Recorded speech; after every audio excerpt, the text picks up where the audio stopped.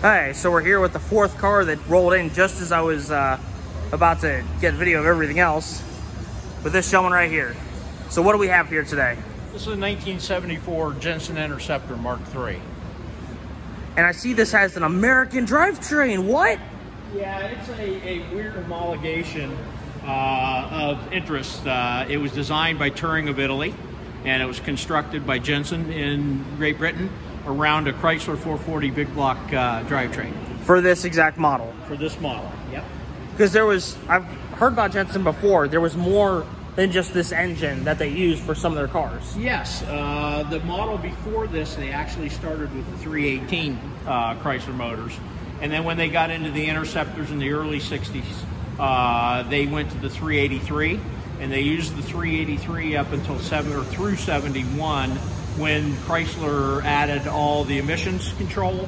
When they lost the power on the 383, they converted to the 440 in order to gain that back. There were also about 200 cars made with the six-pack motor. With the 440 six-pack? The 440 six-pack. What an American touch for a British car. And this thing looks amazing. Is this original paint? The original paint, original interior, except for the driver's seat cover.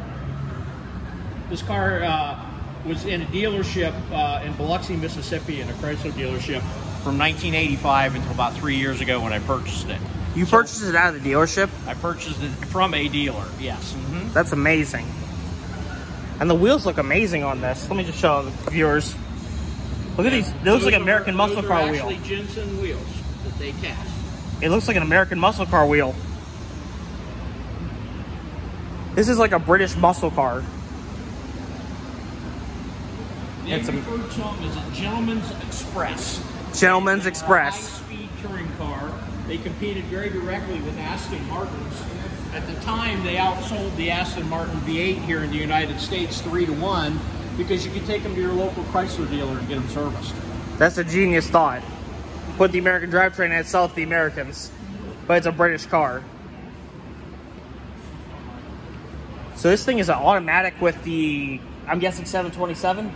It was a 727. We've converted it to the newer version with the 4-speed oak drive. Oh, nice.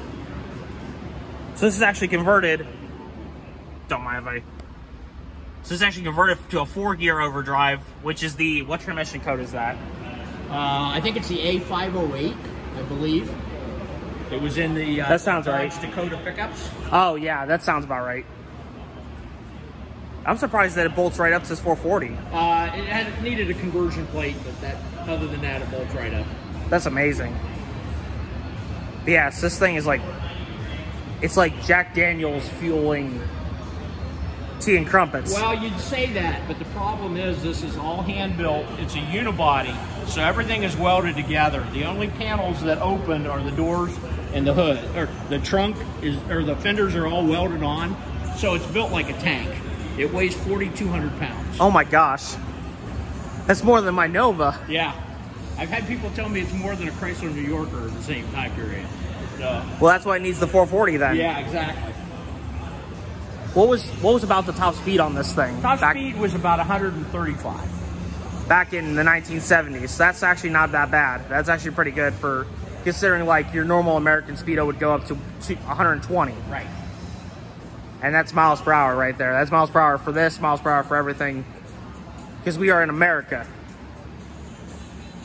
But this thing is one cool British muscle car. This particular model was their most popular model, the Interceptor, which went from 66 to 76.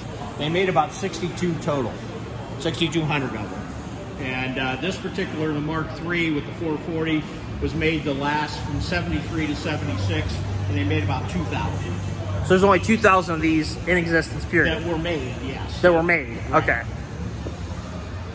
This is just a cool car. I like this look of it. It looks almost like, the front end almost reminds me of a Datsun, but one of the cool Datsuns from like the 70s. Or even a Mustang Mach 1. It does have that Mustang sort of American muscle car look at the front, but then the back is completely different. The back hatch is 944-ish.